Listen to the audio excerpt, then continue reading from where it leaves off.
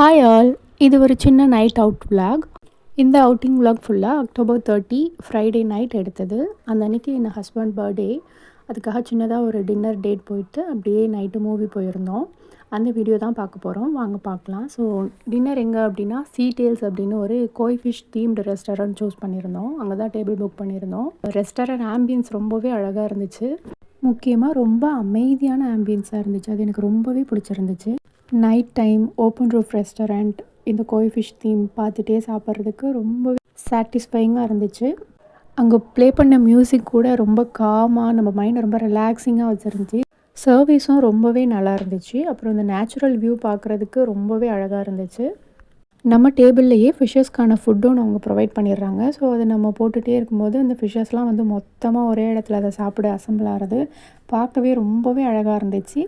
அந்த சவுண்டு வந்து அப்படி ஒரு மாதிரி காமிங்காக சாட்டிஸ்ஃபைங்காக இருந்துச்சு. ரொம்ப ரிலாக்ஸிங்காக இருந்துச்சு. இதை பார்க்குறப்பவே மைண்டெல்லாம் ரொம்ப ஃப்ரீயாக காம் ஆகிடுச்சு. நீங்களே பாருங்கள் எவ்வளோ அழகாக இருக்குன்னு. ஒவ்வொரு டேபிள்லேருந்தும் அவங்க ஃபுட் போடும்போது கரெக்டாக அவங்க போடுறாங்கன்னு தெரிஞ்சு எப்படி அங்கே அசம்பிள் ஆகுதுன்றது எனக்கு புரியல. ரொம்ப அழகாக இருந்துச்சு. பாருங்கள் எவ்வளோ ஃபிஷ்ஷஸ் செம்மையாக இருந்துச்சு பார்க்குறதுக்கு. இதை பார்க்குறதுக்கே எத்தனை தடவை வேணால் போகலாம் அப்படின்னு தோணுச்சு. நீங்கள் யாராச்சும் இந்த ரெஸ்டாரண்ட் ஆல்ரெடி போயிருக்கீங்களான்னு எனக்கு கமெண்ட்டில் சொல்லுங்கள். அது மட்டும் இல்லாமல் இந்த மாதிரி தீம்டு ரெஸ்டாரண்ட் வேறு என்னெல்லாம் சென்னையில் இருக்குது அப்படின்னு உங்களுக்கு தெரிஞ்சால் கமெண்ட்டில் சொல்லுங்கள்.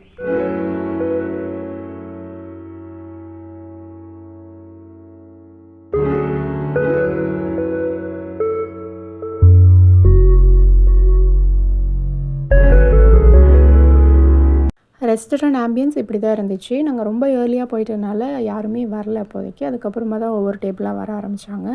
நாங்கள் என்ன ஃபுட்லாம் ஆர்டர் பண்ணியிருந்தோன்னு பார்த்தீங்கன்னா, ஃபஸ்ட்டு ஒரு ஃபிஷ் டிக்கா ஆர்டர் பண்ணியிருந்தோம். நல்லா இருந்துச்சு டேஸ்ட்டு. ஸோ ஃபுட் ப்ரிப்ரேஷன் டைமுமே ரொம்ப அவங்க எடுத்துக்கல, சீக்கிரமாகவே கொண்டு வந்துட்டாங்க. எல்லா ஐட்டம்ஸுமே நல்லா இருந்துச்சு. சர்வீஸ் ரொம்பவே பிடிச்சிருந்துச்சு எனக்கு.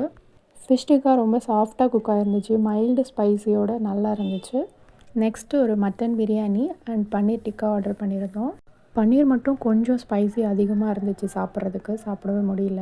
மட்டன் ரொம்ப டெண்டர்ஃபுல்லாக சூப்பராக இருந்துச்சு. தென் ஒரு கிராப் கிரேவியும் ஒரு ரொட்டியும் சொல்லியிருந்தோம். ரெண்டோட டேஸ்ட்டுமே நல்லா இருந்துச்சு. கிராப் கிரேவி ரொம்ப சூப்பராக இருந்துச்சு. ஃபுட்டோட டேஸ்ட்டெல்லாம் குறை சொல்கிறதுக்கு எதுவுமே இல்லை. தென் ஒரு ஸ்குவிட் ஃப்ரை சொல்லியிருந்தோம். அதோட டேஸ்ட் கொஞ்சம் ஆவரேஜாக தான் இருந்துச்சு, எனக்கு பிடிக்கல. தென் இந்த ரெஸ்டாரண்ட்டோட ஸ்பெஷல் டிஷ் வந்து கோல்டன் ஃப்ரைட் ப்ரான்னு சொன்னாங்க. அதை ஆர்டர் பண்ணியிருந்தோம். அதோட டேஸ்ட்டும் பக்காவாக சாப்பிட நல்லா கிறிஸ்பியாக சூப்பராக இருந்துச்சு.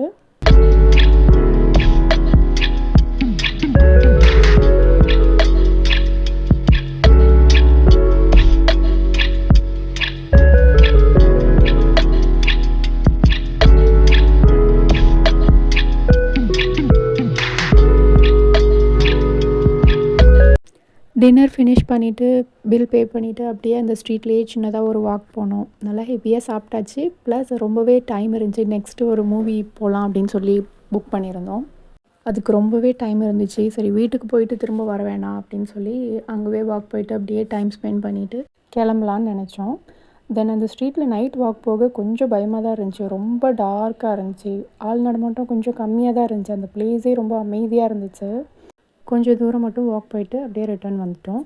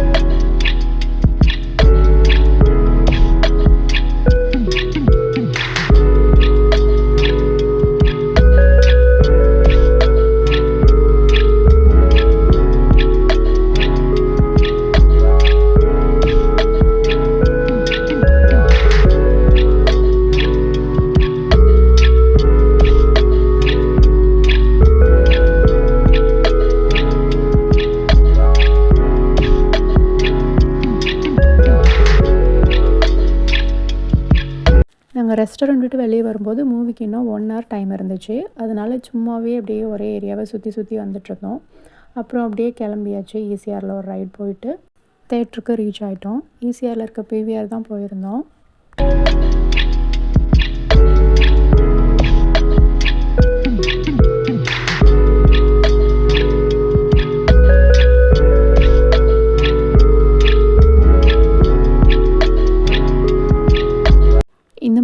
நைட் ரைட் போக எனக்கு ரொம்பவே பிடிக்கும். என்ன மாதிரியே நைட் ரைட் போக யாருக்கெல்லாம் பிடிக்கும் அப்படின்னு சொல்லிட்டு கமெண்ட்டில் சொல்லுங்கள். ஒரு 15 மினிட்ஸ் ஏர்லியராகவே தியேட்டரை ரீச் பண்ணியாச்சு. அப்படியே உள்ளே போயிட்டு கொஞ்சம் நேரம் ரோமிங்லேயே இருந்தோம். இதான் ஃபஸ்ட் டைம் ஏர்லியராக போனது. லைக் எப்போவுமே மூவி ஸ்டார்ட் ஆகிற ஆன் டைமுக்கு போவோம், இல்லைனா ஸ்டார்ட் பண்ணி ஒரு 5 மினிட்ஸ் லேட்டாக இப்படி தான் போயிருக்கோம். இன்றைக்கி கொஞ்சம் சீக்கிரமாகவே போனதுனால ஃபுட் கோர்ட் வரைக்கும் அப்படியே ஒரு வாக் போயிட்டு அங்கே இங்கேன்னு ஃபோட்டோஸ்லாம் எடுத்துகிட்டு சுற்றி பார்த்துட்டு இருந்துட்டு அதுக்கப்புறமா செக்கிங்லாம் முடிச்சுட்டு நாங்கள் மேலே போனோம்.